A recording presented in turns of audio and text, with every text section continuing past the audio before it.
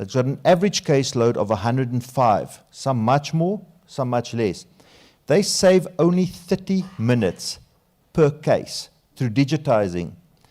That saves us 57,000 hours in a year with one department. And we are rolling that out to other departments and NGOs. But why is that important?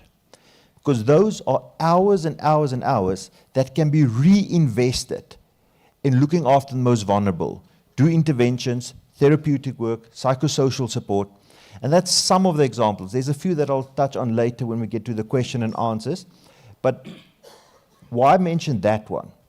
This came from social workers. They came to the policymakers. The policymakers said, we like this, we run with it, now it's a government decision. We need to hear from academics, civil society, NGOs, what works for you. And as a responsive government, we must listen and then implement what will work. Thank you. Thank you so much. I'm going to pass on to Deputy Minister Mashlabo. No, thank you very much, Caroline, and to the leadership of Stellenbosch University and Professor Madonsela, the Director for Social Justice, and the other panelists, including the participants. Let's convey our sincere thanks and gratitude of this important engagement we are doing today. And earlier today, President addressed you. The most important aspect we need to, when we deal with these issues, ask ourselves, what is the terrain in which we live? This engagement today is taking place just nearly 5 years before the end of 2030, which is our commitment as the world around the question of SDGs. Currently, the world is going through many turbulences, and there's a lot of transformation and uncertainty. There's a dark cloud that is hovering on many, many nations, and many people, they feel that they cannot be in a position to breathe. Many resources that were meant to be directed to achieve SDGs, they've actually been redirected. One on the basis of COVID-19 to save lives and livelihoods, but others are being redirected to issues of wars and conflicts that are happening. But more importantly, even the commitments that are being made around the issues of climate change and mitigation, those commitments have not been achieved. And we need to be able to use this platform to call upon that in terms of the multilateral institution, let's be able to meet our commitments. When it comes to this topic in the main is about SDG number 2, around issues of malnutrition, food and hunger and agriculture. This SDG is very, very sad that there are still many people who are dying, especially young people who are dying on the issues of malnutrition. There are many people that even when they had an opportunity, especially in our parts of our continent and here at home, that we can still say that there are issues of malnutrition. We all are yearning for a situation where at one day all individuals will have sufficient access to food, especially nutritious food, but also have an environment that is going to be very sustainable. We know that the issues of malnutrition, issues of poverty, they are fundamental on the question around the stunted growth, actually affecting many children, especially in the developing world. But it also has an impact around issues of cognitive ability because it gets affected. But also at the same time, it also has an impact on our health systems, but it also has an impact about the prosperity of a number of nations, that their growth prospects around development, shared prosperity, peace and justice will never be achieved. There are many things that governments are doing, civil society is doing. What are we supposed to do? We're supposed to call for issues of collaboration, call for partnership, leaving nobody behind. But we need also to call for issues of acceleration of the current efforts. Remember, we are currently at a deficit. Most of the SDG goals should have been achieved, but we still need more than $7 trillion to achieve them. In a space where I am in water, just for our country, we need more than R1 trillion. For the continent, it requires more than 30 billion US dollars per annum. What is our recommendation? Because we can diagnose the problem and all the initiative. One of the issues is to boost agricultural productivity.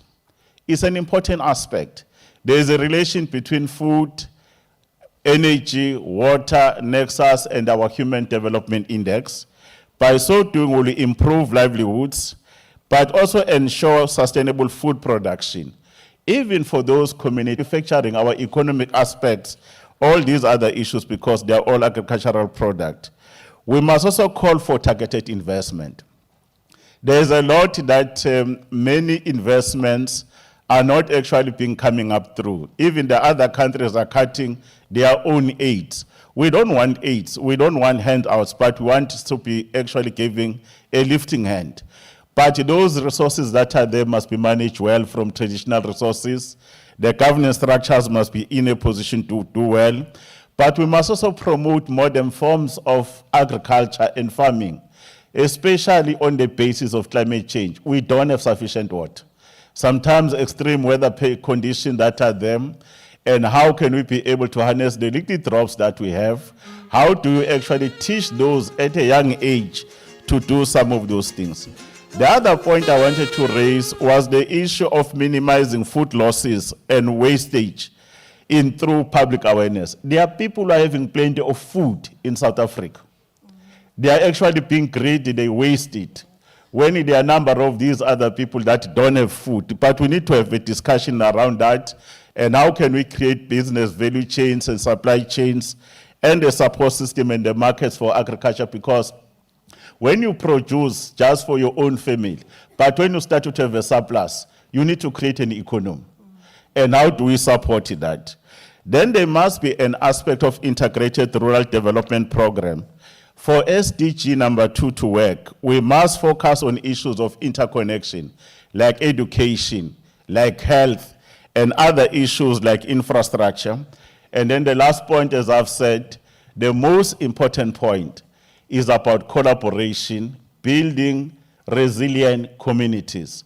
Work with community-based organization, NGO, experts, but more importantly, labor, business. We all have to work together and leave nobody behind. And indigenous knowledge around this particular topic is an important aspect, because those of us who are at a position of leading the country, we must appreciate we don't have a monopoly of wisdom. It resides within our communities.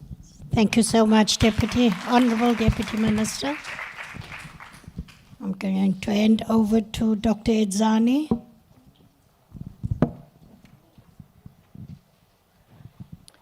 Good afternoon, everybody, distinguished guests, Professor Thuli Madonsela, the leadership of the University of Stellenbosch, my fellow panelists, and all of you. I would like us to close our eyes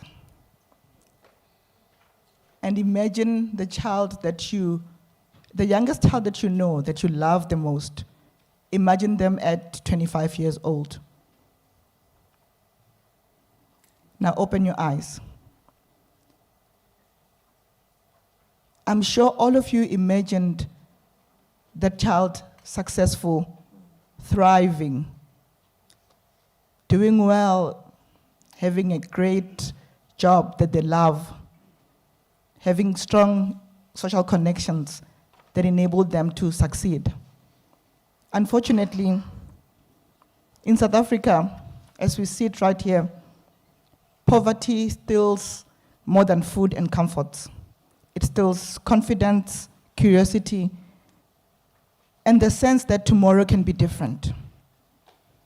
It steals the ability for mothers to dream for their children, because no one can dream on an empty stomach. I have an empty stomach this afternoon from missing lunch, and I can almost identify with that hungry mother. Mine is just for a moment, because I know that my food is guaranteed after I finish this meeting. And as we're sitting here, There's a child whose brain is forming under severe malnutrition. There's a child whose heart is forming under severe malnutrition. Every one of those organs need food to develop. The brain forms 1 million connections every single second for a child under the age of 2 years. That needs a massive amount of nutrition to happen. In South Africa, we have 1.5 million children who are stunted. That means they didn't get enough food when they were young to form and develop their brain properly, which sentences them to a life of poverty because they drop out of school, they're not able to get good jobs, they're unskilled, and they're more likely to give birth to children who are also stunted. There is a crisis. In South Africa, we acted urgently to prevent mother-to-child transmission of HIV. We need to act urgently to prevent mother-to-child transmission of poverty. Just as we provide free medicines for HIV in pregnancy, we need to provide each vulnerable pregnant woman with financial support and food to ensure that the babies that are growing inside of these women are well nourished and born with a normal birth weight. Because a child who is born small, too small, or with a low birth weight is 4 times more likely to die from malnutrition. And we need to stop that. The president mentioned that the NDP was adopted in 2013. And in that NDP, it mentions maternal support in pregnancy for women, financial support for pregnant women in the form of a maternal support grant. 13 years later, nobody maybe in this room even knows that that is in the pipeline. And it will only cost government 2 billion rands, less than 1% of the 267 billion that's currently spent on social grants. But that alone will add back more than 10% into the country's GDP because we will not have children who are stunted. Stunted children, all their organs don't form properly, which means when they grow up to be adults, they're the adults who will have diabetes, hypertension. They're the adults, or the children who will be sick and going in and out of school, missing many days because their immune system didn't form properly. But we can stop that by acting at the earliest time possible with the least investment and investing in under the age of 2 years. Children who are not yet in school. We heard that the school nutrition program is a lifesaver for 9.7 million children. And it was asked that the important question is, what do they eat on weekends and when the school closes? But the important question is, what are their siblings who are not in school eating? And those are the siblings who are very young before they go to school in the earliest years, especially those who are not even in an early childhood center, the children who are 0 to 2 years. And the country has no nutrition-specific intervention for those children. And we need to find a solution for that. Thank you. Thank you so much, Dr. Edzane. I'm handing over to the Honorable Songesi Zibi. Thank you very much. I will add on to what my fellow panelists have already contributed. But firstly, let me say my thanks and gratitude for being invited here, and a special thanks to you, Prof. Thuli Madonsela, for the work that you do and your commitment to justice in general and to social justice in particular. I will just go straight to the things that I believe we need to do in order to move as quickly as possible, in order to actually solve the problem. I think all of us have seen or heard the analysis over time. We know what the causes are. The question is, what are we to do immediately and to do in the medium to long term? I think the first thing that we need to do is to legislate that retail companies and the like should stop destroying food. It must be delivered to food banks within a particular period so that working together with government and non-profit companies, not-profit organizations in communities, that food can be distributed to families and communities that need the food the most. The second is that we need to increase the child support grant immediately to the food poverty line of 680 and over the next 2 years to about 1,335 rand. This will help to reduce malnutrition and relieve impoverished parents. Now, I know that we've got many fiscal priorities in South Africa, but one of the things we need to learn to do as a country is to make choices. I cannot think of anything more fundamental and important than being able to put food in your stomach, and that for that to be a nutritious food 3 times a day in every home. Thirdly, that we must introduce a maternal support grant, which you touched on, Doc. Mothers should receive benefits from 12 weeks of pregnancy onwards, because the baby needs to develop while inside the mother, so that when they are born, they already have the support that they need.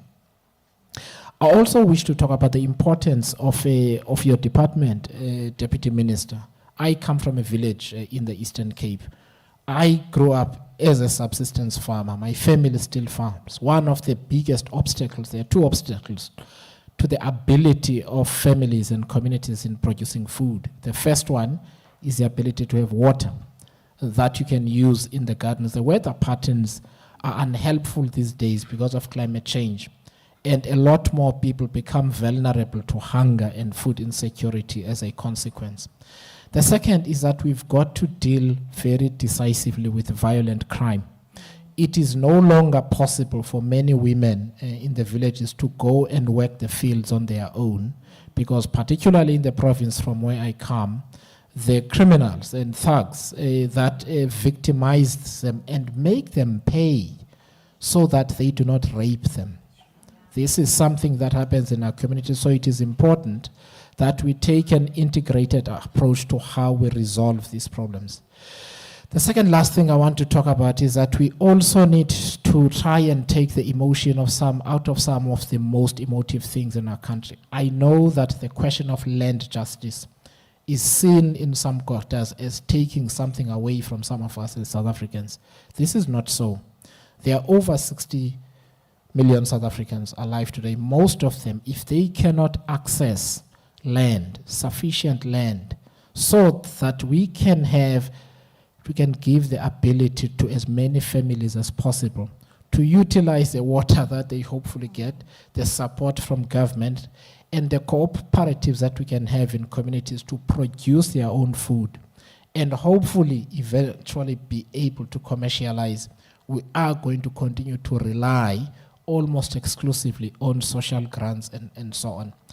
In closing, I just want to relate a story from about 2023, I think it was in Engcobo. And I was in a meeting in the community, and I noticed that a lot of the youngsters were falling asleep. And when I spoke to one and I asked him why he was falling asleep, I was actually joking with him. I asked, were you partying last night? No, actually they were not partying. And a few of them told me that they had not eaten in 2 days, and they're battling to stay awake, and they came into the meeting because they were hoping that there would be some food. Now, this is how a lot of South Africans live, and I think when you take the policy speak, the rhetoric out of it, ultimately we have to remember that we're talking about real human beings. I thank you. Thank you so much, Honourable Member. And thank you to all the panelists for your input. I'm going to allow the floor now for questions, but if we can take... Is there someone with a mic? Where's Demba?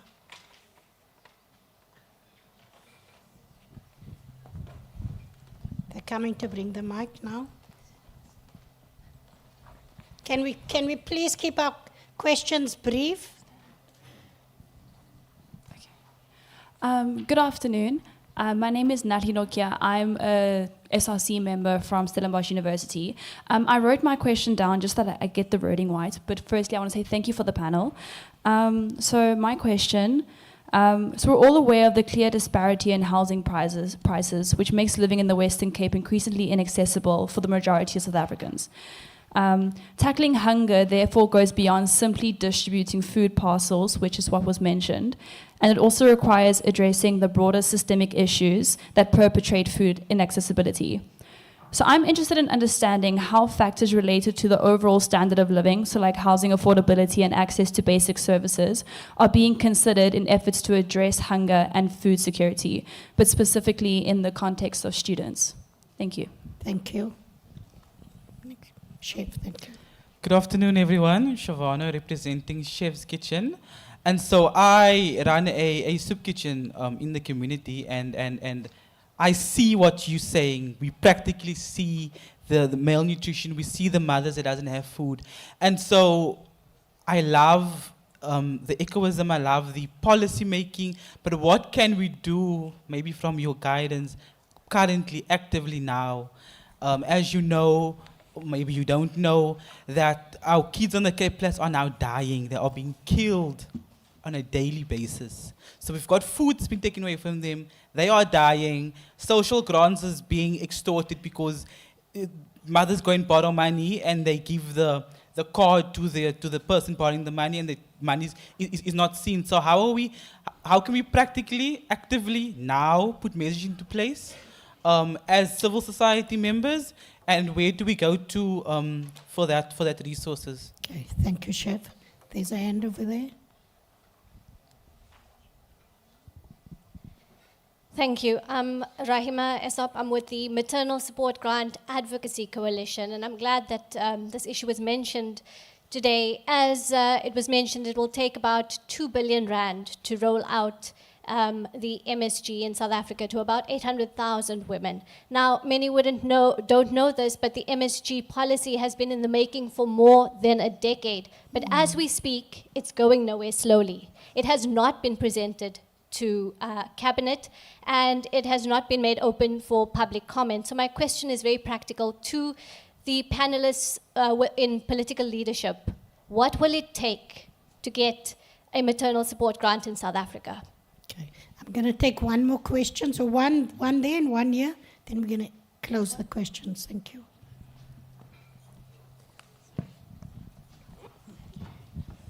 Thank you. I just want to quickly ask a question. Everyone keeps talking about food security and farming, and it seems like everyone is aware that we have enough land that is being farmed, but there seems to be huge problems of things like water. My question is about this malnutrition. How do we then bridge a gap between farming and malnutrition and food security, since we have enough land to farm, but then it seems like there's a huge problem in between? How do we bridge that gap without talking, but implementation? How do we get started? Where do we start instead of talking, but implementing? Okay, thank you. The last question over there. Yes.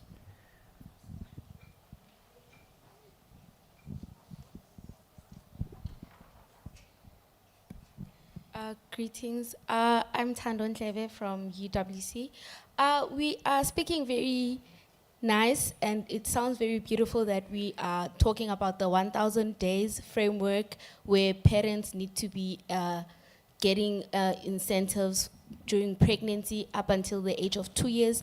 But then my question is that we have the bank program whereby where women that are pregnant are being taught how to navigate life during the pregnancy, and how they are also taught how to navigate the motherhood challenges. So my question is that how are we going to be able to monitor that parents do actually use the grants that they will be offered in a good and productive way? Do parents actually even understand what we are speaking about when we talk about the 1,000 days, that 1,000 days of life for children? Do they really understand the whole concept, what should go around? Is there any program that we can implement in communities, in rural communities? Because right now we are seated here with a lot of people that understand the whole concept of 1,000 days of life of a child, first 1,000 days life of a child, but then in the rural communities, they do not have programs such as the bank Thank you. I'm going to ask the panelists to each respond. 2 minutes. We're going to start back with you, MEC. And then if you can take 2 minutes to respond to the questions. Thank you. So I think the last question from Tando, although it's now only in a pilot project, what the Premier spoke about earlier this morning, the pilot is an additional that we're rolling out for mothers that's underweight, that has a risk of the baby being underweight, and also when the baby is being born. And that we get identified through the social workers, through the clinics, through the hospital, and they may only use that card that the Premier referred to for 10 specific food items. So they can't go and spend it on sweets or whatever. It is high protein foods that will help address this. And if that lands and it works, we would love to roll it out a lot more. And it's not just in the urban area. We're doing 1 in a rural area and 2 in the urban area. The question about the soup kitchens, that is something that people quite often say, we need more, and you yourself, as the moderator said that. The challenging thing is we need to balance the books, and that's not what we want to talk about, but it's a reality. This province is the 3rd most populous province in the country, getting the 5th highest share of the equitable share. That gentleman from Stellenbosch Stellenbosch municipality, he hit the nail on the head. But that's where you need to start, because you can't expect a budget to look after the people that is an ever-increasing pool, but you don't increase the budget with it. But, and this is where I'm incredibly proud, when you do get entrusted with a small amount, you need to ensure that none of that gets stolen. None of that get misappropriated. And when there's people that do that, I don't want to say you chop off their head, but you make sure that there's clear consequences, because that is unacceptable. And any individual in the public sector that's involved in misappropriating funding that should go to the vulnerable residents, that is where people should stand up and say, and I think the Prof. De Tooy flagged it earlier, where's the consequences for your politicians that steal the money? Where's the consequences for your civil servant? You have the power to get rid of people that misappropriate funding. I would love to come back, but that's under 2 minutes for that one. Thank you, MEC. Thank you so much. What I can say, government interventions in the main must address the issue of social security for those who are vulnerable. And the government of this country has done well over the last 81 years. But the demand is increasing more and more when our people are becoming vulnerable. One of the things that we're discussing is the rollout of the possibility of the basic income grant. It's an important step, but can we afford it? The issue of rolling out at a pace and the scale we can afford is an important matter. The second intervention, which is the main intervention, we have to grow this economy. This economy has been stubborn over quite some time. Even when you look at the birth rate or the growth rate of our nation and the demand, we've been lagging around 1% or below 1%, and it's not very good. Then the issue of crime and corruption and safety is an important matter. One of the biggest issues we need to discuss is what kind of a society do we want to build? The issue around building cohesive and resilient communities and our behavior and the value system is going to be important. In other words, all of us, it must painfully strike us when there is obscene inequality and poverty, including climate and environmental degradation. Some of the points, for an example, on supporting, I raised the point of food wastages, and I do agree with Zibi to say, all those that are producing more food, especially those soup kitchen, they have to have a heart. They must actually create warehouses, they must create storage. It's not a handout, it's the right thing to do. Those that don't have land must be given land, including those that were leasing the land. But when we give the land alone without the other input like water like the input around issues of implements, the support mechanism, just to get a startup and to have a market access. Even in future going forward, let's never design houses that don't have an ability to actually have gutters. You can do rainwater harvesting. Roll out a massive program around static tanks so that you can have water, because water is the biggest input. Then the issues of energy, so that people can do things for themselves. Thank you. Thank you, Deputy Minister.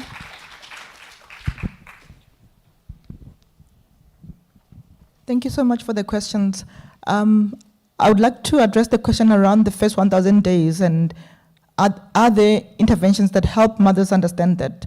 As Grow Great, we have a program called Grow Great Flourish, which really focuses on empowering the mother as the child's first teacher, the child's first nurse, the child's first everything. Because when mothers know what is the right thing to do, they will do it. The only reason why they might not feed the child a nutritious diet is because they don't know that it's not nutritious, which is why these kind of programs are critical. We've reached about 50,000 moms, but we'd like to see this kind of programs scaled nationwide so that every single mom in the country, from the time during a pregnancy, knows how to look after herself, her mental health, and how to look after her child, because this can't be taken for granted. But also, in addition to that, we have 43,000 community health care workers in the country who reach homes every day. And once those community health care workers are empowered with the knowledge to counsel and support mothers to breastfeed, to immunize their children, to deworm their children, to get their children nutritional supplements such as vitamin A, we see a change. In our program, we've trained about 4,000 community health care workers in the country who have reached about 400,000 children.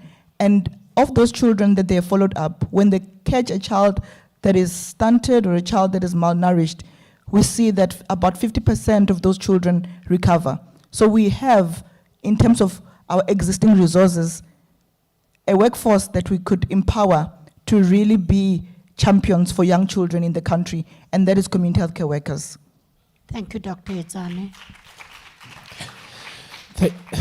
Thank you very much. Roberto Mangabera Unga says that the task of the imagination is to do the work of a crisis without crisis. The difference is we have a real crisis right now. I think in the context, it is really regrettable that in South Africa we're not able to make choices around how we budget and what we spend money on. I think one of our biggest failures is that we want everything. We want to prioritize everything. In my view, we should make a decision that food, health, water, education, and housing are our top 5 priorities. And that means we make a decision to allocate as much resources as possible to those priorities.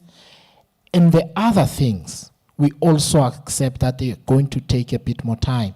In South Africa, absolutely everything is a priority. As a result, 2.6 trillion rand of budget is cut across 4,000 priorities because everything must be important and become number one. I think when we begin to do that, we will start to make progress on these things. Thank you. Thank you. Thank you so much to the panelists. I just want to end off by saying food sovereignty begins with accountability. Budgets must feed people, not paper. Women-led community kitchens are justice spaces that deserve sustained government support and paid staffing. Stunting is a social justice indicator. When children thrive, democracy thrives. Food insecurity needs a government response urgently, transparently, and equitable. Every empty plate is a broken promise, and every fed child a victory for peace and justice. Thank you so much to the panelists.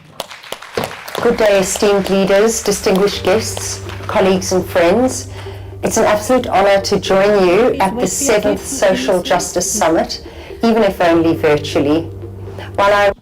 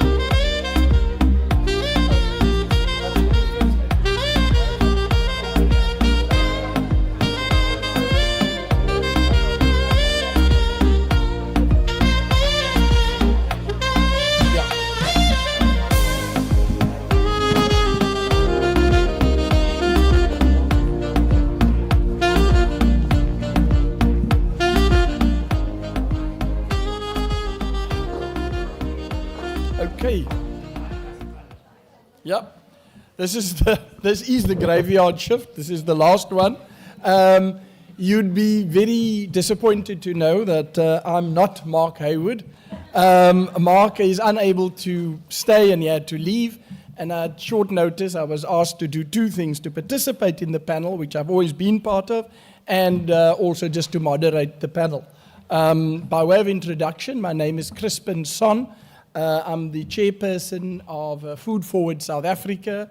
It has been mentioned before, and we'll talk a little bit about that. It's not what I do every day. I'm a partner in a private investment business, and for the last 23 years, I've been involved in food security, specifically under the previous organization called Feedback, and then Food Forward. We're no longer Food Bank, because the Reserve Bank a few years ago decided any organization that's not a deposit-taking institution may not use the word bank, rightly so. So we are now known as Food Forward. The panel today will be discussing the role of business, and I'm really pleased that business is in the room, because I think there are a lot of important high expectations of business and some misconceptions about the role of business and what business can and what business can't do in solving this problem. So I guess this panel's question is more focused on, is business part of the problem or is it potentially part of the solution? So we'll talk a little bit about that. I'm not going to do that alone. There's a panel that's going to be assisting me with that. And there's a video of, unfortunately, Leila Farie can't be with us, but she sent us a video clip. We're going to have the video clip play, and then I'm going to bring up the panelists and introduce them one by one. Good day, esteemed leaders, distinguished guests, colleagues and friends. It's an absolute honor to join you at the 7th Social Justice Summit, even if only virtually. While I really regret not being able to attend in person, I'm deeply grateful for the opportunity to share this message of support at such a pivotal gathering. Please allow me to begin by acknowledging Professor Thuli Madonsela, the Center for Social Justice, Stellenbosch University, the United Nations, and the Department of Planning, Monitoring and Evaluation for convening this summit under the theme Social Justice, Food Security and Peace, Pathways to Equality, Solidarity, Sustainability and Climate Resilience. This theme could not be more urgent nor more relevant, not only for South Africa, but for the global community. As South Africa assumes the G20 presidency, the world watches with anticipation. There is a growing expectation that we will not only champion the African agenda, but also lead with courage and clarity in confronting structural inequalities, persistent poverty, and climate vulnerabilities that define our era. Set against this backdrop, the role of business is both critical and catalytic. As business leaders, we hold the potential to drive inclusive growth, invest in sustainable solutions, and foster collaborations that prioritize long-term well-being over short-term returns.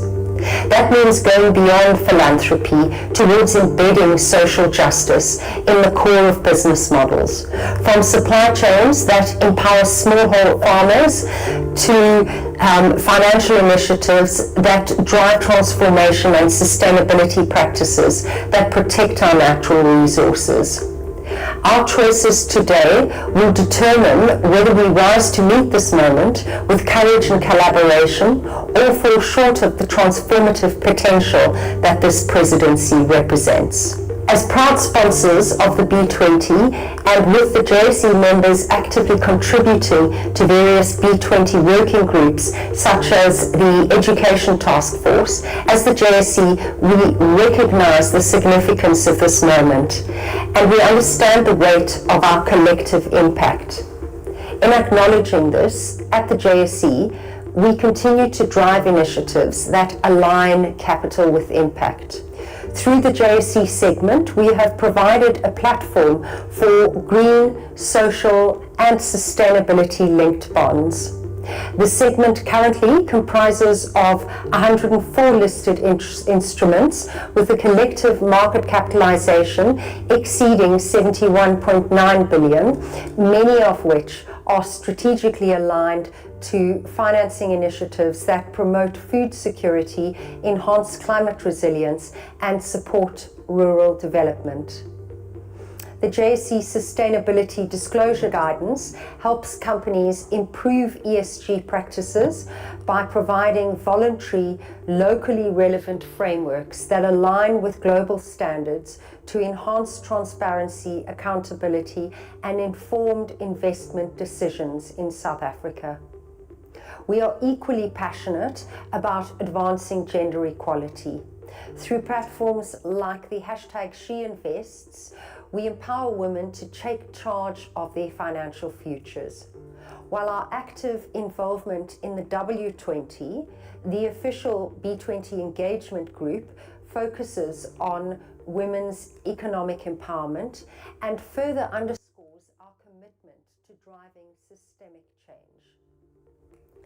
Our listings requirements bear testament to our efforts as they mandate all listed companies to institute a policy for promoting gender diversity at board level and to report their performance against this policy.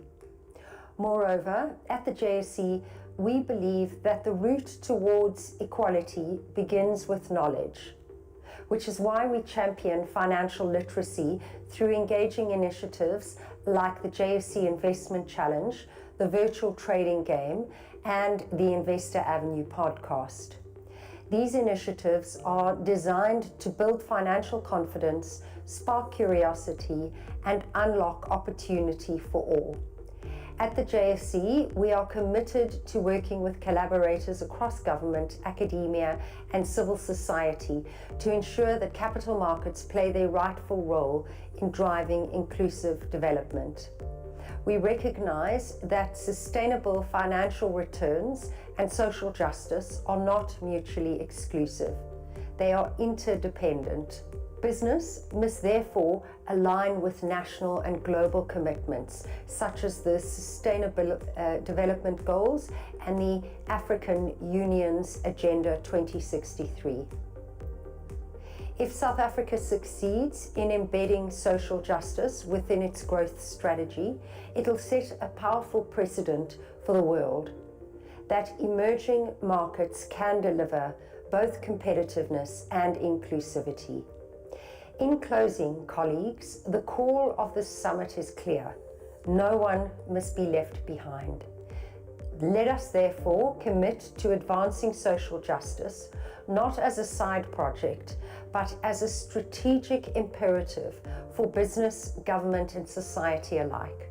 Let us ensure that every investment, every policy, and every collaboration moves us closer to the South Africa where opportunity is not predetermined by race or gender, and where economic growth is truly inclusive.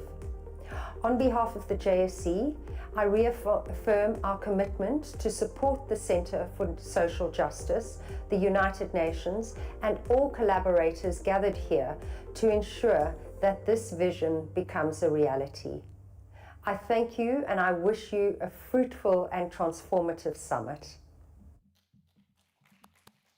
Thank you. That was Leila Fourie. She's the CEO of the Johannesburg Stock Exchange. I'm now going to ask the panelists to join me on stage. The first up is Moshi Apleni. So Moshi is the Group Director for Transformation at the Spur Corporation. Moshi, welcome. The second person I'd like to call on is Mzinzi Mogodela. She is the Group Director for Corporate Social Justice at Woolworths. And then I'd like to call on Zinhle Tilkwe. She is the CEO. Sorry, Zinhle, for messing that up so badly. The CEO of the Consumer Goods Council of South Africa. And finally, I'd like to call up Paul Seguka. He is a farmer, business owner, and owner of the Goederust wine farm really nice to have Paul with us today. While he takes his seat, by way of introduction, Paul, please join us. By way of introduction, we've been asked specifically to focus on the role of business, and we've been asked specifically to address a few questions. So, by way of introduction, and you, by juggling my role as moderator and participant on the panel, I think it's just worth my while stating that during the course of today, and what I've heard yesterday, is we've now accepted, and I think it's fair to accept, that there's a crisis on food security in South Africa. So we don't want to dwell too much on the philosophy, but probably start focusing on a couple of practical things that could be done quite quickly to move us along. I'm also mindful that it is the 7th conference on social justice, and I'm sure and I'm aware, looking at some of the previous agendas, this issue has been discussed on several occasions, and I accept that we now need to move to action. So my steer to the panelists is, let's talk a little bit about things we are doing. Let's talk about the things we can do imminently and how we can measure those outcomes. Food Forward is the organization I represent. We exist only because there is a crisis. And what Food Forward does is, last year we rescued about 22,000 tons of food that would have gone into landfill. We've got warehouses around the country. We feed 920,000 people a day. We've got our own trucks and infrastructure pretty much in every province. It's a journey that's gone on for 20 years. We measure and we monitor that outcome. It's because we have to account for how we spend the funds we get from our donors. And it costs us about 40 cents a meal, a 250-gram meal. Last year we delivered 82 million meals. And that's simply taken by the gross tonnage that we bring in, divided by operating cost, and you get a 40 cents cost per 250-gram meal. That's effectively how we measure outcome, the cost per meal and the amount of people we reach. And then we work through beneficiary organizations, 2,400 of them, who are organized in communities. There are minimum requirements that they need to do in order to be part of it. They need to be organized, have a bank account, a constitution, and many of them don't have that, so the bar's too high, and we have to work with them to help them get in. My fellow board member, Namhla Shkohia, is here, so she's also going to keep me honest. So the reason I give you that by way of introduction is simply by telling you that there are things already being done, and all of this is enabled by support, the generous support we get from business. So before you shout and throw stones at business, business is actively engaged in this. I guess by way of introduction, business can do two things. It can be transactional or it can be transformative. Leila Fourie spoke a little bit about the requirements on the JSE. Those are large listed companies, but private companies, I believe, are performing, and business does exactly the way it is geared to operate within a regulatory infrastructure and within a regulatory structure. That's how business performs, and it performs very well. If we want more things from it, this is why we have these dialogues. So, no further, I'm also just going to suggest, you don't see it, I see it. There's a clock here, so everyone has 5 minutes. It goes red if they go over their time. And I now see that the technicians run some music when we're over time. So I'm going to start with you, Moshi, and I'm going to move my way down this way, if you don't mind. Just by way of introduction, a couple of opening remarks, and specifically, just to talk about your perspective on the role of business and whether you believe a business is part of the problem or part of the solution. Please, up to you.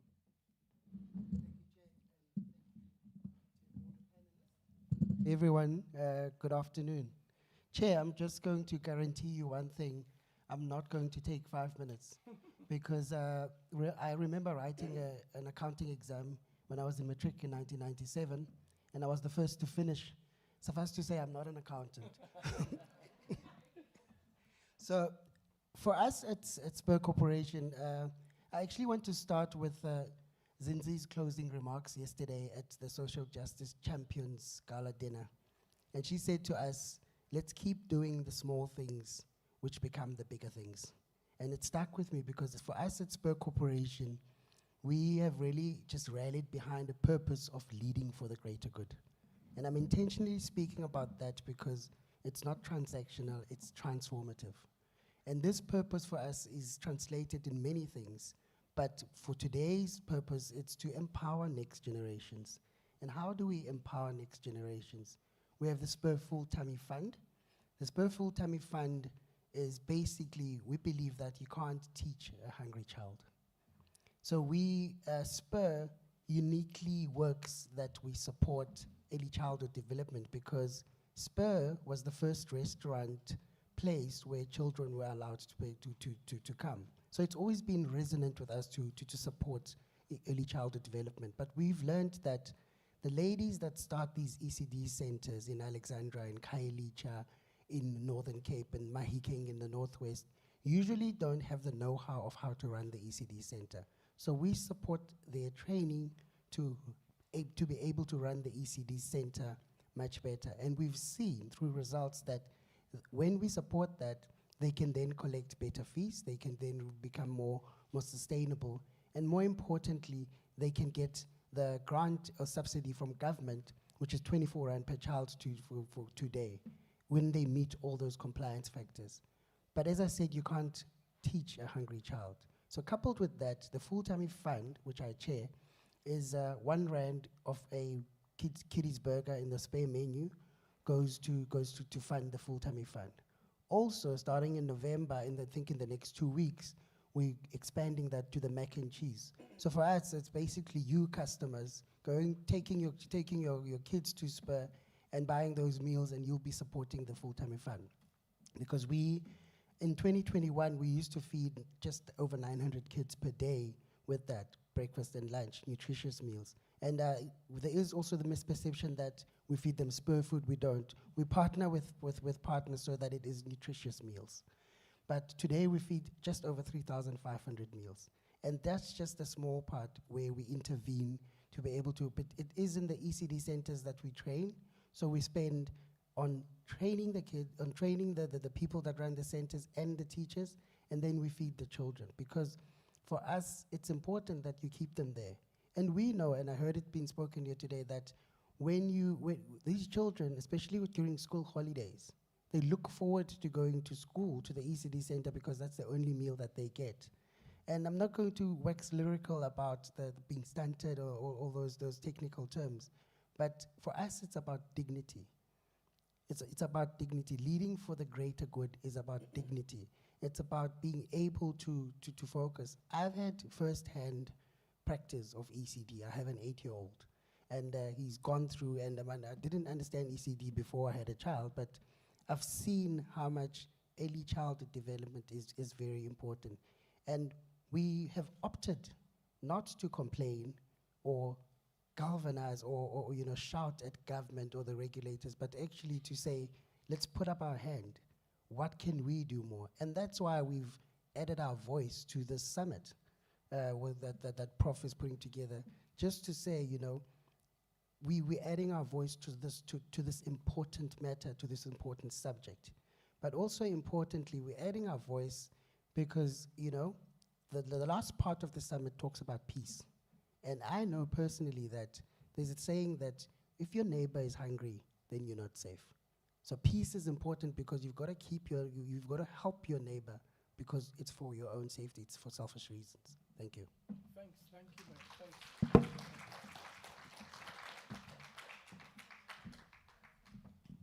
Please. Thank you, and good afternoon, everyone, and really all protocol observed. And interesting topic, is it transactional or transformational? So I looked at the theme of the conference. It's about social justice, food security, and peace. And maybe the question is, what is business doing in social justice? I reflected on the fact that there are so many legislative instruments that are trying to get business to do social justice. Sadly, what government didn't do is to position them as such. Whether it's BEE or the JSE listing requirements, or it's the NDP, there's so much. I think the call I'm going to make to business today is to say, let's stop reacting to that, to those pieces of legislation, and understand the intentionality of it. And that's what we've done at Woolies.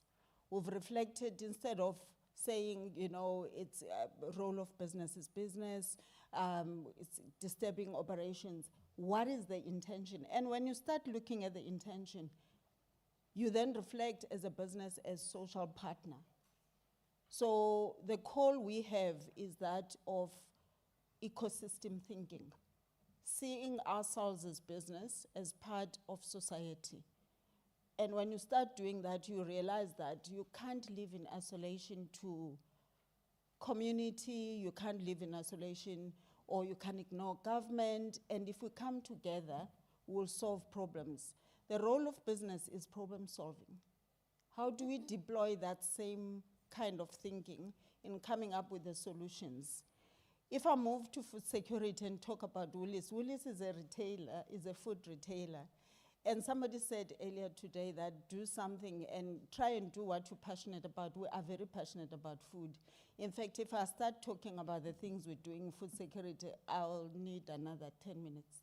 So I'm not gonna even go there, but we are very clear that we participate at a level where there's somebody hungry today and need food, can be given skills to grow food. We show up there. In fact, we partner with Food Forward South Africa on that. And we give millions and millions of food given our business model.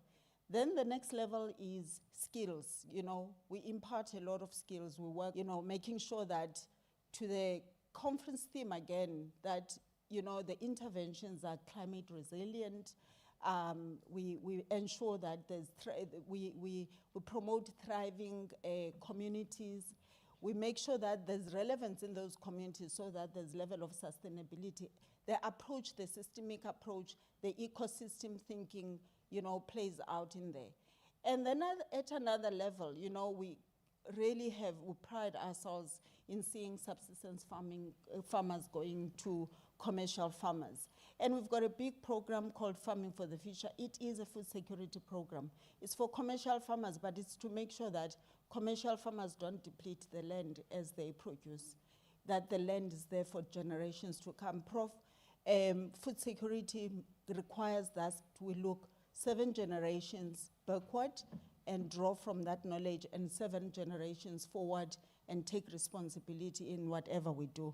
Then in the context of peace, being as social partners means we need to ensure that we are sustainable as a business. And being sustainable as a business means we need to make sure that there's peace. And if people are hungry, we're not guaranteed peace, and we're not guaranteed existence, none of us, including business. So business can't turn a blind eye or deaf ear into these issues, because actually they threaten peace and they threaten coexistence and existence of business. So the role of business for me is very clear, and at Woolies, it really centers on our purpose of really being a responsible retailer. And take a note and look at all of these companies' purposes. It sits there, the intentionality is there. It's the how we do it. Sure, thank you. Thank you and good afternoon, everyone. And I'm going to go right on the all protocol observed. As indicated earlier on, my name is CTICC, and I'm the CEO of the Consumer Goods Council of South Africa. I thought maybe let me just start and tell you who we are and the role that we play. So we're an industry association representing manufacturers and retailers and service providers within that value chain, including QSRs. So what we do, all big 5 retailers, the medium-sized retailers, and food manufacturers and non-food manufacturers are our members.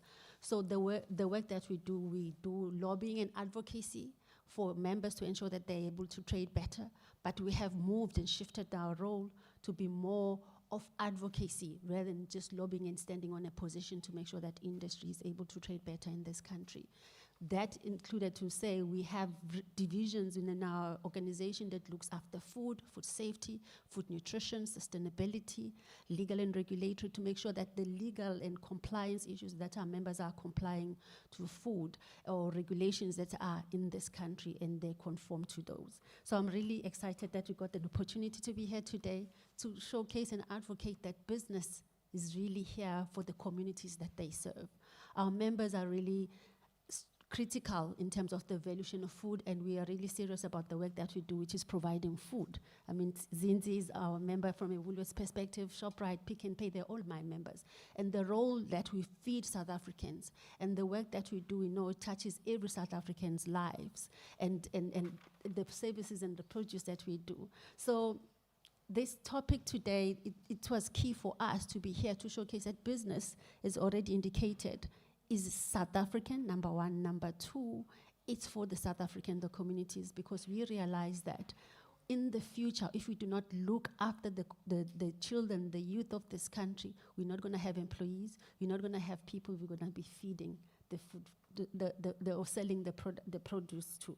So today is really important for us, and we recognize that food security is really an important issue. It's not just about a supply chain issue, but it is a moral imperative for our members. And the work that we have done over the years, I mean, all the crises that we have faced in this country, whether is it an issue of the July riots that we had in 2021, the issues of COVID that we had in 2019, and even the climate change issues and floods that we have experienced. My members have really showed up and be present to make sure that South Africans have food. And if I can just take you back to COVID times, we made sure that we were able to provide SASSA grants, because before that, SASSA grants were not paid through the retail network.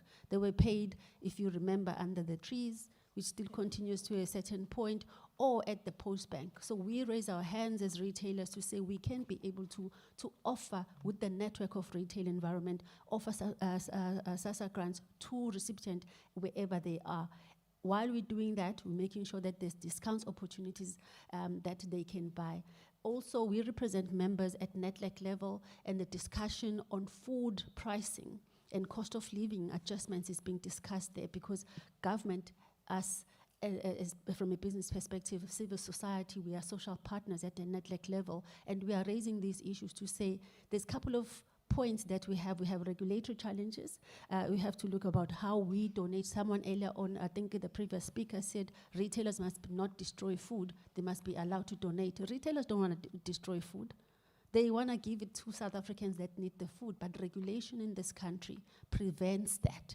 And it's something that we have been advocating to government, that we need to change the regulation to allow retailers to be able to donate more food than we already are doing. So if that regulation, the National Consumer Protection Act, reviews that section about food donations and allow manufacturers and food retailers to be able to donate food responsibly, that is, I mean, I think we can be able to curb food security in this country.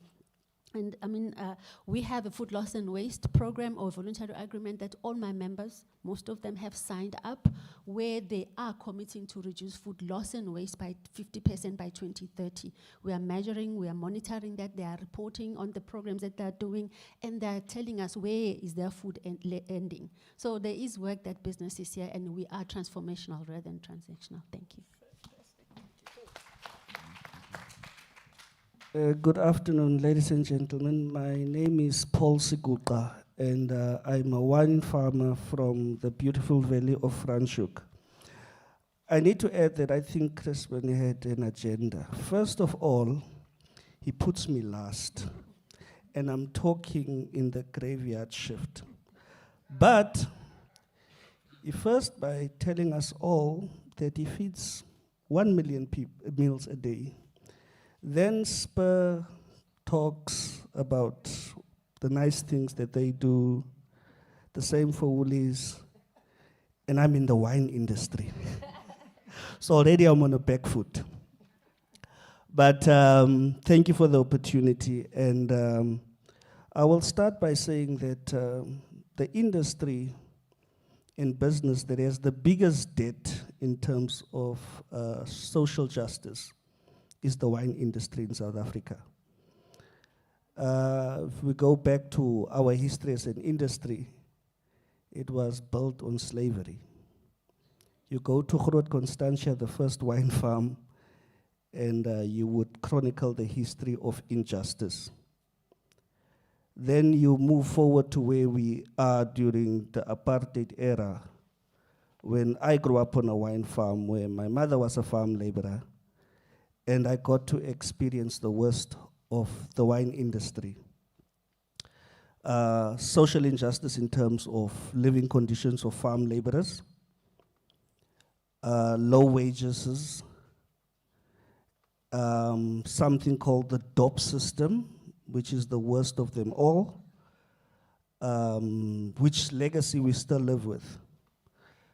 2 weeks ago, there's a notice in Villiersdorp that says that the farm laborers are not allowed to be given sick notices on a Friday and a Monday.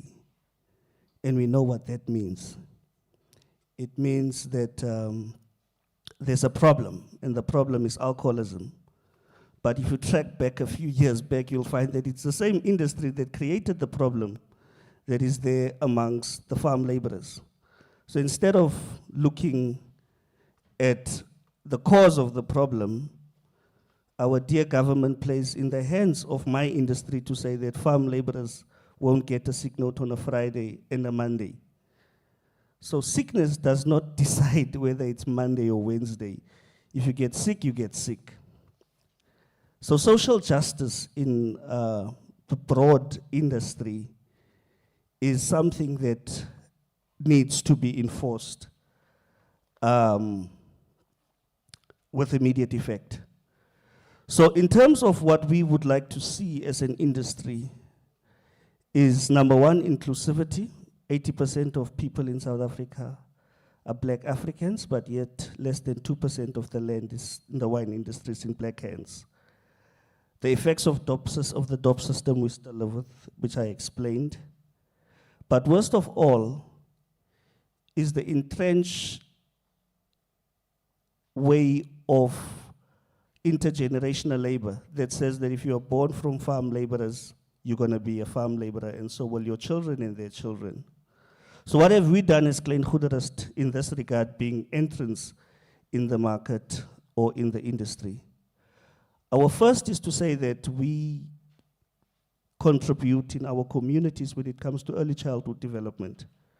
Because if you can't fix the problem at that level, in terms of access to early childhood development, access to food at those creches, donating blankets, donating toys, and making those early childhood developments in farming communities sustainable, but also practical, we will not be moving anywhere.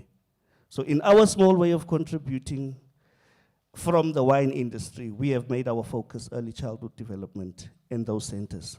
Thank you. I want to start and talk a little bit. Okay, here's this one. I'm going to start and talk perhaps and pick up essentially on waste, because our research shows that since the late 70s, South Africa, by way of its logistic infrastructure, primary food production, retail distribution, was producing surplus food relative to the population's need. So since the late 70s, there's been more food than there have been people available to consume it. Food forward, as I mentioned, we rescue about 22,000 tons of food a year, but we lose still just under 10 million tons of food into landfill sites. So as a starting point, my feeling and my sense is, with everyone on the panel, and specifically I know the Consumer Goods Council has focused its attention on this, and we work very closely with Woolworths, is absolutely committed to the eradication of waste. So listening to the need, it seems to me a place to start is efficient distribution and production so that we eliminate waste. And that doesn't require a lot of legal stuff.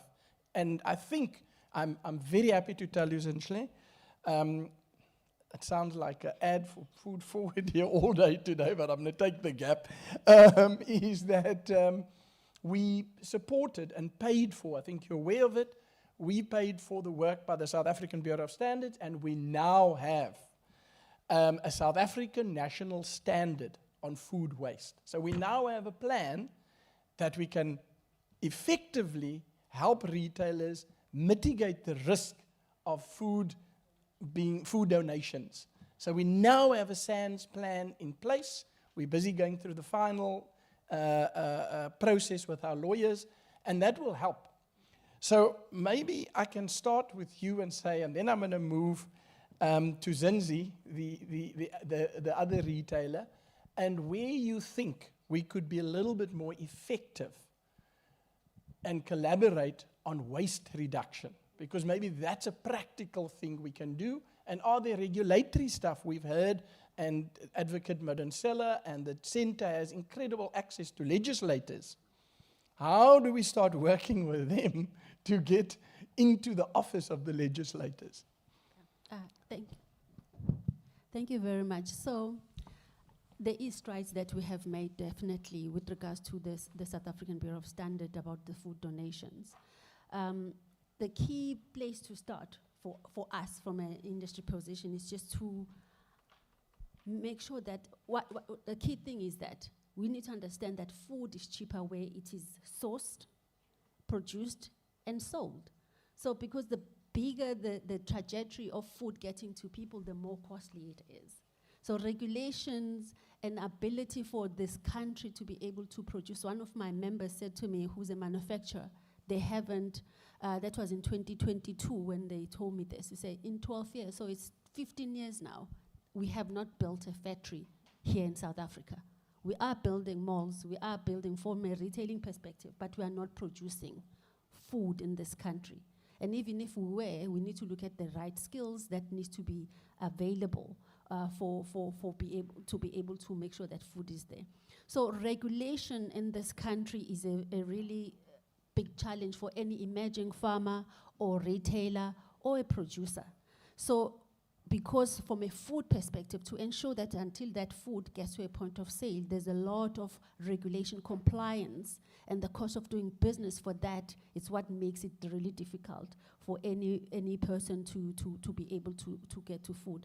There's as a retailer, you have to have a lot of systems in place to make sure that the food that is sold is safe, the food is sold, the claims that you have from a labeling perspective are correct and true. You're not claiming things that are not there.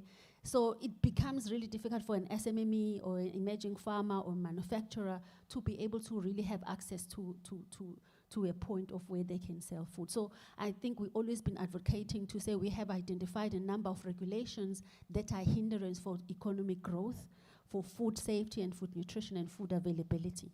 This country does not have an issue of food insecurity. We have issue of food access. To say, are people able to access food?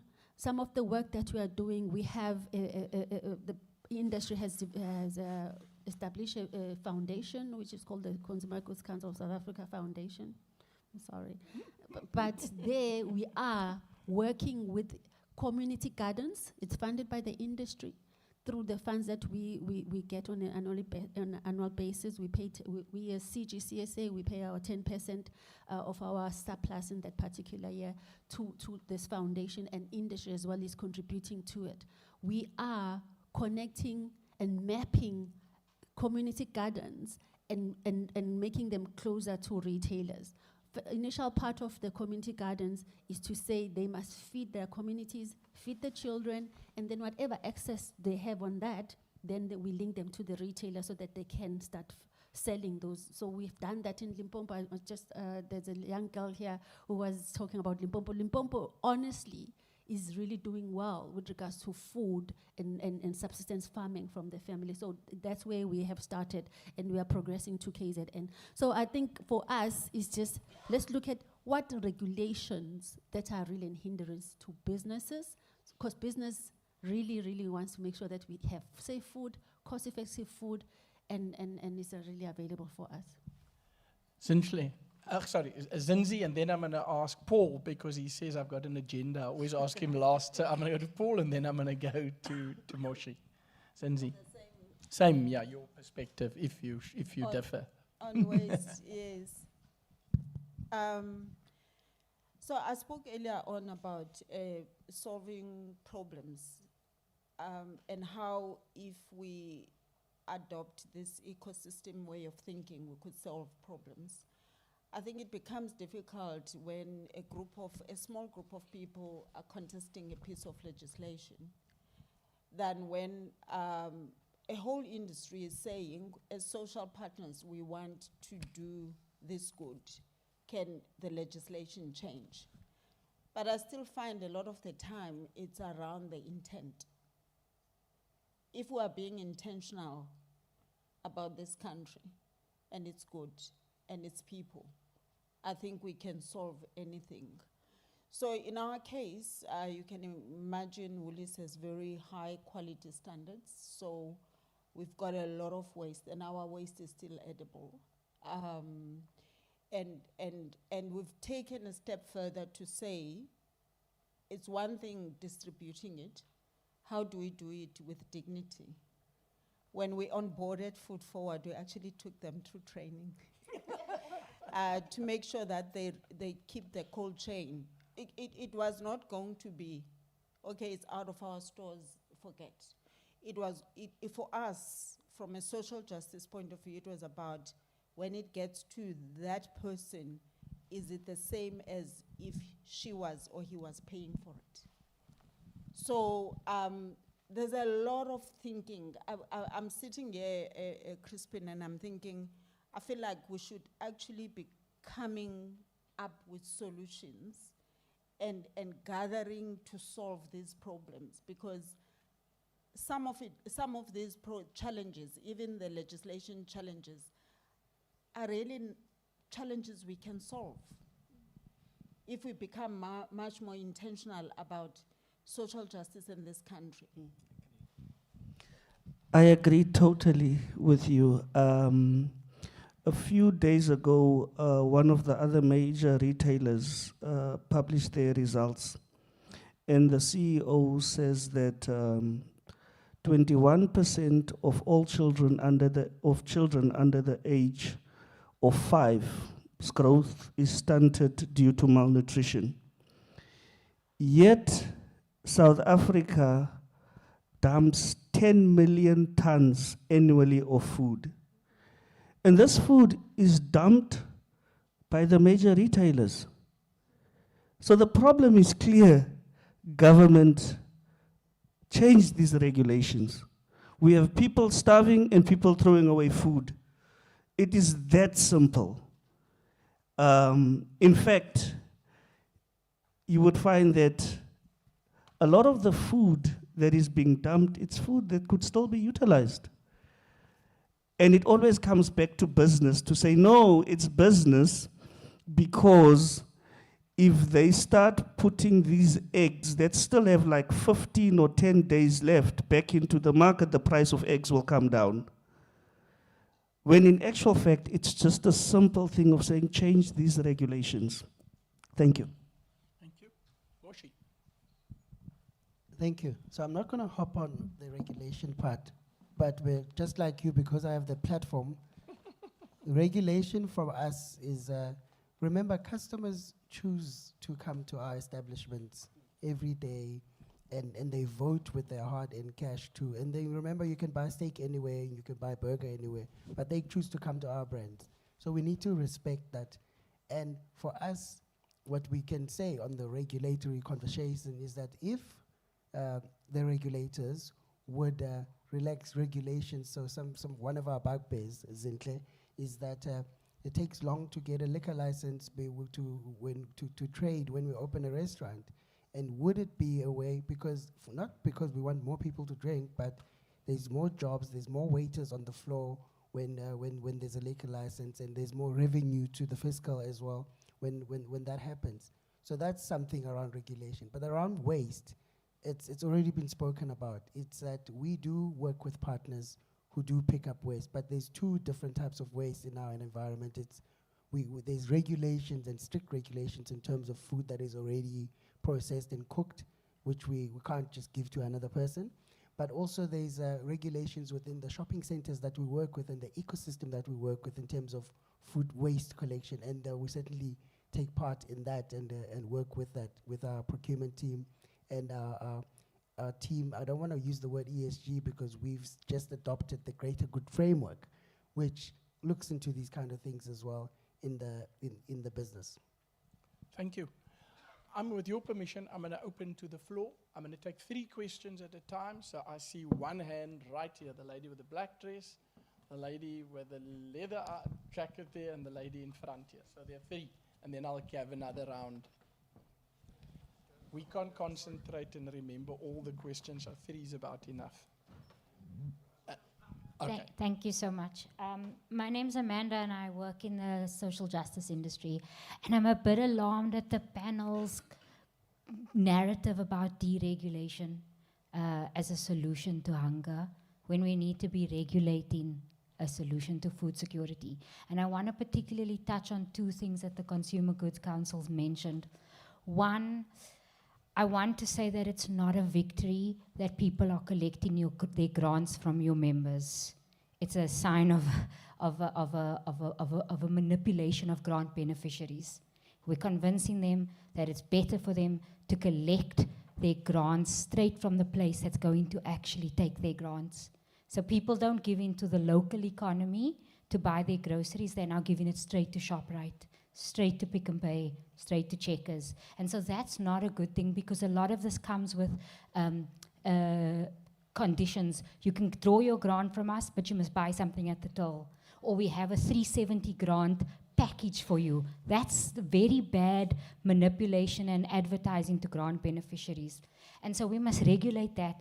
And so I want to then, my question or my point is that when we talk about deregulation, or we talk about regulation and overregulation, it's the members of the Consumer Goods Council who have fought against 2 key regulations. They've fought against the regulation for sugar taxing that gives back nutrition. It's the members of the Consumer Goods Council that's done it. And they fought against regulations around food labeling, which was mentioned by a comrade from Woolies. I call everyone a comrade. And so the solution from the panel can't be to deregulate against food wastage. We must actually regulate food production, food distribution, food consumption better so that we can get food to people. And we must support legislation that tries to make nutritional goals real, such as the legislation for food labeling and such as the legislation for higher taxes on sugar. So I know that's not a question, I'm sorry. No, we will respond where we can, absolutely. Thank you. Okay, hi, my name is Rohua Makoreda. I'm from Limpopo. So I have a farm, and I'm unemployed, and I depend on that farm for living. Straight up, Woolworth, what can I do to get the produce to you? I don't have money. I have nothing. Everyone keeps saying, this is the steps to take, but they're not doing, like, it's all talk. Yeah, you know, there's a process. I don't know that process. I come from a village. I'm not educated about that process, even though I'm in academics. There was no one to come to our village and telling us this is the process to get the produce to the market. Like ShopRite is around the corner, but I have to earn a living in a different way. Instead of ShopRite coming to me and saying, your sweet potatoes, we're getting it from you.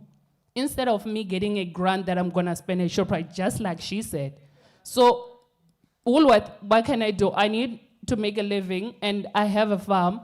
Just last month, there was a loss of around 60 cabbages in the farm.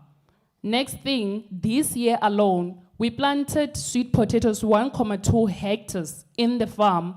No profit, no nothing, because it's a huge war. It's a whole fighting against who can sell better in the whole village in sweet potatoes alone.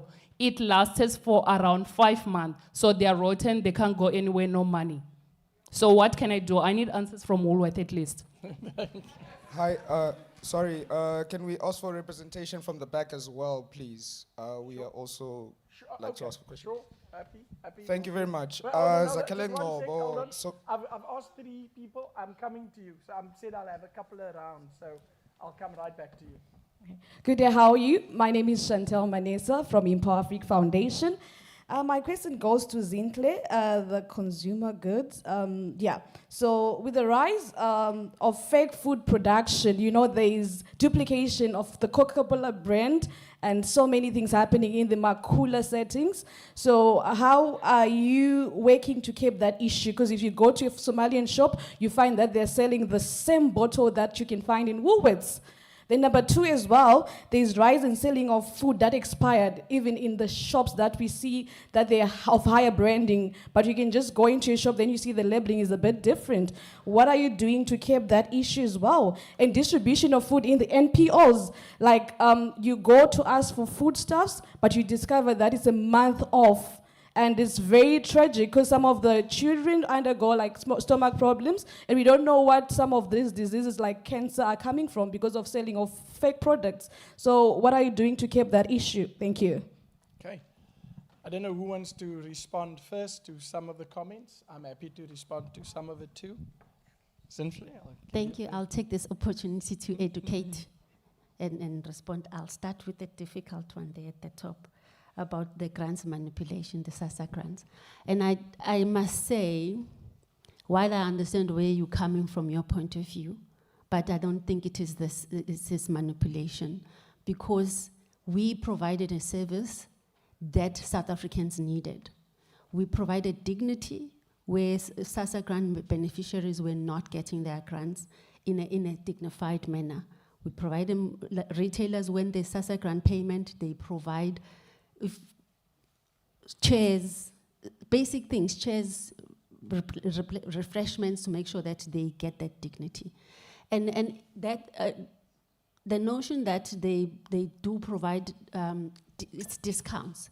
They're not forcing these grants, because we meet with SASSA literally every single month, us within our environment, because we provide a non-competitive environment with retailers, banks, and Post Bank, where we talk about the readiness of retailers, banks, and Post Bank about paying that next batch. So those issues, that if there is a claim that retailers are forcing people to use those grants, it's an issue that I'm going to be able to take up and with the retailers directly. But at no point that it is an intention of retailers to manipulate.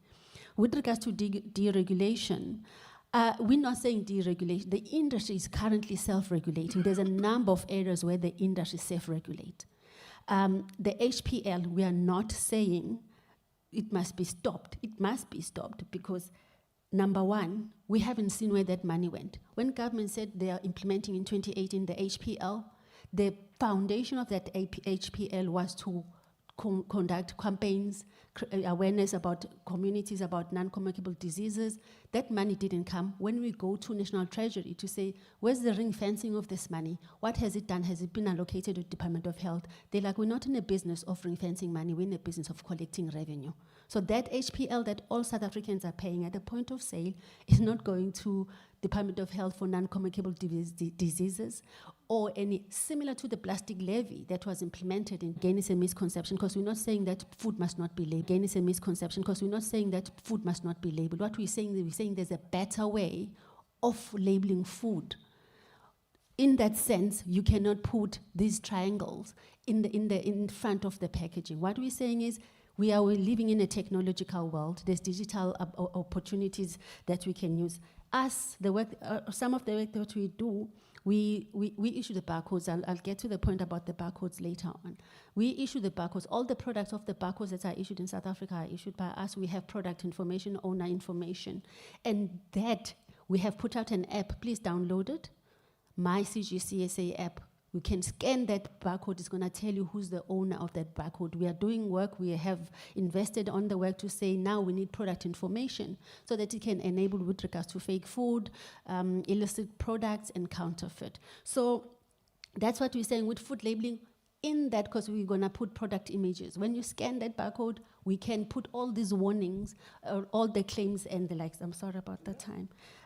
But on the emerging farms, there is an opportunity about skills development. We deal with the WRC who trains emerging farms when then they get access to retailers who are within their area. We've done that exercise. We had a successful project that we did with Boxer and that. On the fake food, again, expired goods, I think education on date marking, we call it date marking, to say what does all of these dates mean. So we're doing that awareness campaign. We had a campaign we did last year, which is called Chekadaideng. We're gonna relaunch it again because it tells you about date marking, what do different dates mean, and about fake food and how to really be able to identify that. We are particularly working with Coke because of that barcode that you were mentioning, and there's going to be some campaign that we're doing with that. Thank you. Thank you. Thanks, Zintle. Zinzi? Okay. Okay, let me take the question or the challenge from my sister from Limpopo. Sorry, I didn't get your name. My sister, I hear you, I see you. Woolworths does have, emerging farmer program, and we're really proud of it. I'm just reflecting, our year starts in July. Just in the last 3 months, we've signed 3 emerging farmers. We've got a team that goes out and looks for what we're looking for. It must be a product we need. But that team can't cover the whole of South Africa, So it's unfortunate that we haven't landed in your vicinity. But I do want to say also that, again, if we worked better with government, and now government gives money to farmers, they support them, we always challenge them to say, how do you let people grow things? One, in wrong sweet spots. Secondly, why don't you find what we need as retailers before you let emerging farmers grow? Can we grow what is needed? Because that's what business is all about, demand and supply. Sometimes we find farms where the whole, thing has been set up, government has given money, set up an abattoir, a pack house, completely out of spec. We have to talk, we have to align, we have to map up, we have to be at sync as a society. Then we'll have happier farmers, I think.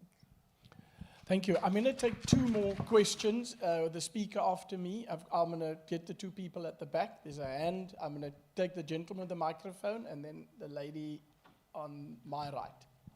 Please, sir. Thank you very much. Zakele Ngobo, Master's Economics. I just want to point out something very clear. It's the first thing they teach us. Business is all about incentive. And if we're talking about food waste, there is no incentive to actually share food, but there's incentive to sell food. And that is the truth. And to illustrate my point, I want to make a very simple example. You overcook food, right? Knowing very well that at the end of the day, you're going to throw it away. You don't even share it to your staff members who cooked the food. You have to throw it away, right? But you overcook it so that it looks like it's more, I want to say, stocked up, fair. Is that not a matter of you are incentivized not to share the food? And should we not actually be, should we not be criminalizing overstocking of food? Okay, I'm happy to come back, and I'd like to respond to that myself, if I don't mind. The lady on the right. Hello, everyone. Spiwe Shange is my name, from Stellenbosch University. Mine is more of a comment. Just to add on to Who's the speaker? Oh, right in front. Okay, sorry. Yeah, thank you. Just to add on to the first question that was raised, I think on the how business kind of attends to food security. In the previous panel, it was said that at the end of the day, we need to go back to the fact that we're dealing with actual human beings here. So we need to be mindful, and this is where I'm sometimes critical of business, because business has its own business agendas, and when you think about a person who is suffering with food insecurity, mentally, we need to think about where they're at. You know, when you think about Maslow's hierarchy of needs, we're at the bottom of the pyramid.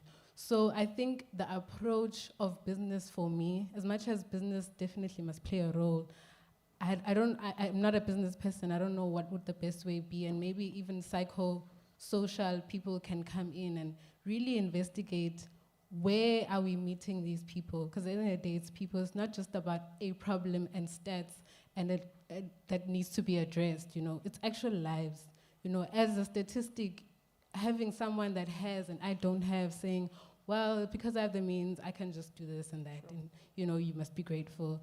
It doesn't quite, I think, really address the issue at hand. So I think we must really be more mindful about how we approach, especially with business and the power dynamic that comes with business intervening in such situations. Thank you. Okay.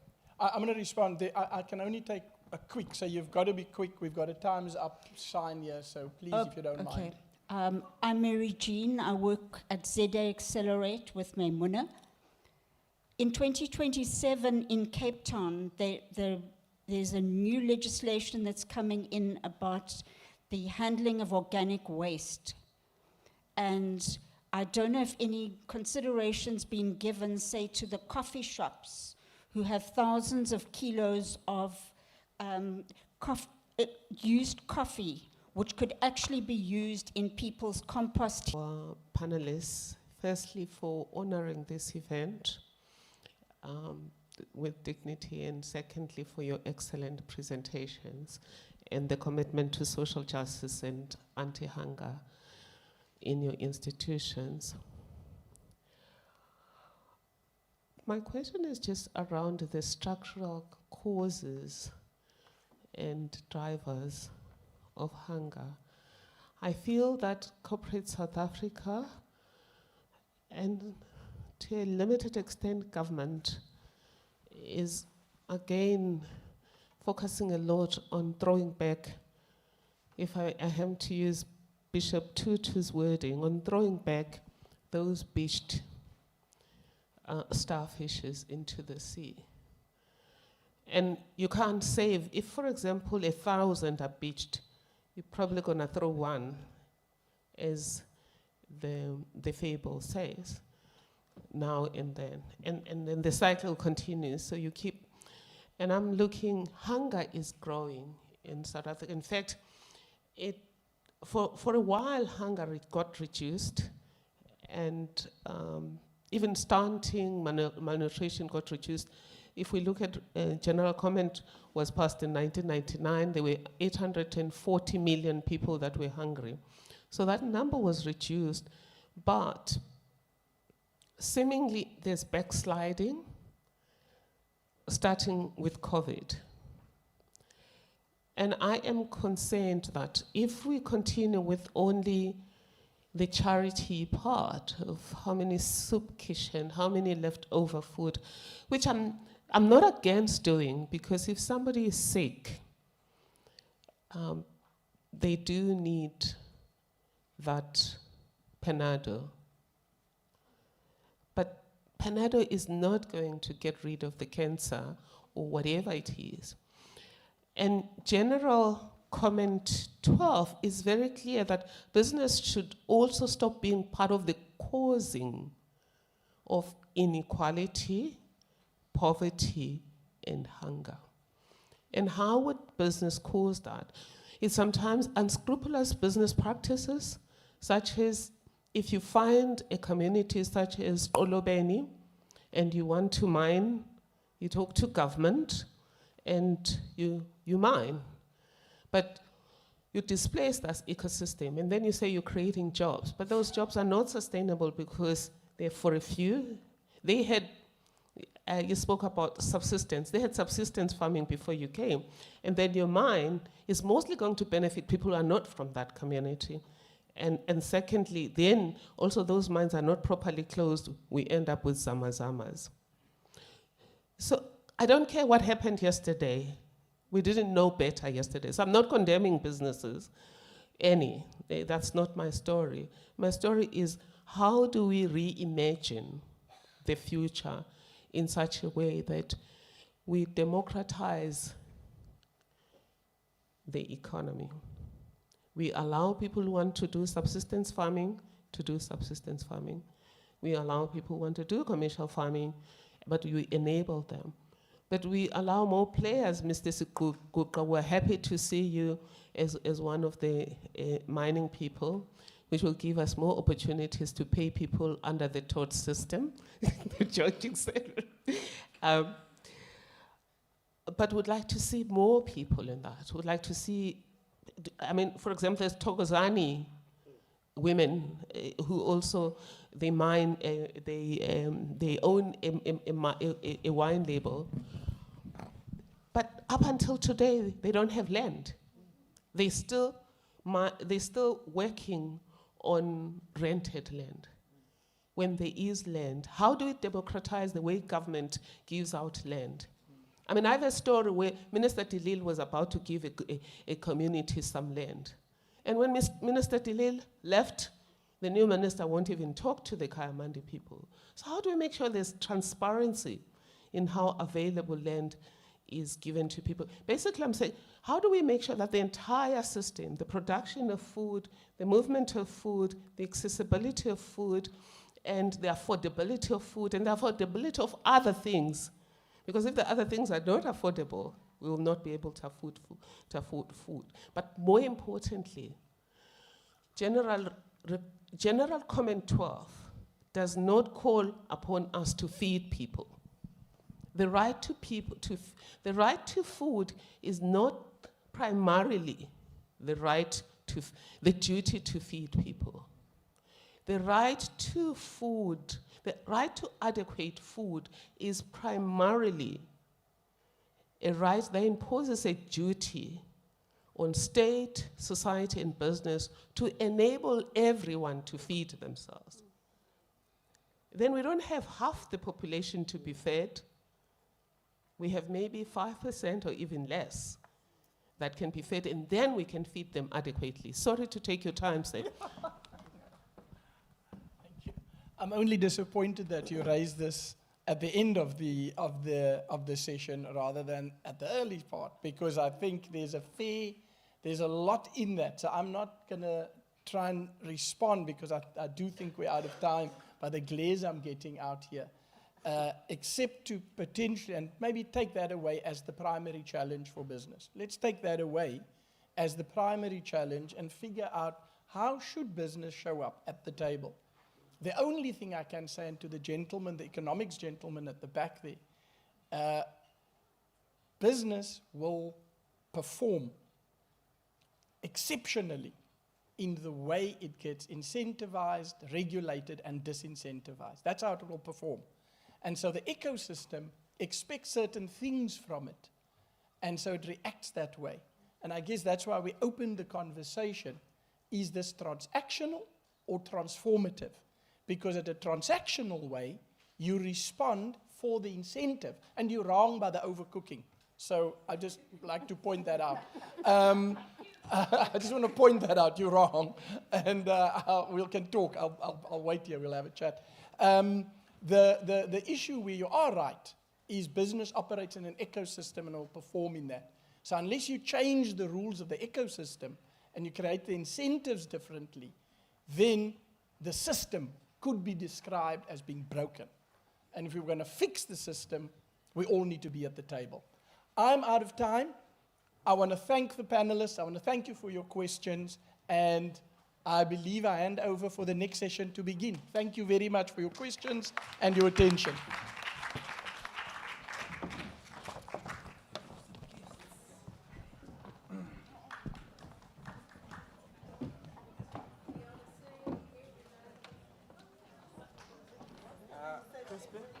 Call them prof to hand over gift.